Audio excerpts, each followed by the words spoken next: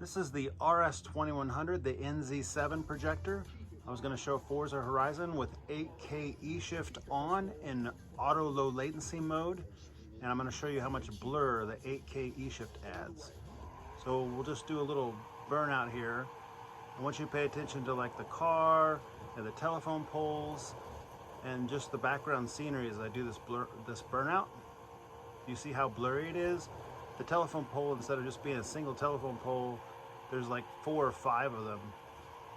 This is at 60 frames per second performance mode, and that's what I'm recording at on my iPhone is 60 seconds performance mode, or 60 frames per second. So now let me switch it to E-shift off, and we'll look at the settings in here. You can see that it's static tone mapping, because in low latency mode you could lose dynamic tone mapping. There's also no motion enhanced, clear motion drive is disabled, and laser dimming is disabled. And that's up here. See, dynamic control is off, that's the laser dimming. If you want it in low latency mode, that's a requirement.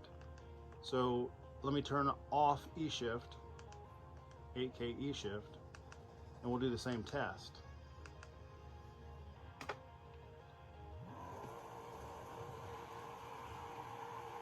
So immediately you can tell that it is cleaner, but there's still more than one telephone pole, and it's still a little blurry. The telephone pole, instead of being like 5 of them, is maybe like 3 of them.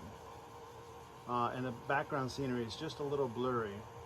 So what I've come to find out, I also have an Epson LS12000, and the Epson LS12000 has better motion than the JVC does. So if you do the same test, or if you go to blurbuster.com and you do some of their motion tests, the Epson resolves this kind of motion more clearly. Like you can read text that goes across the screen more clearly in motion, the background doesn't blur as much, those types of things.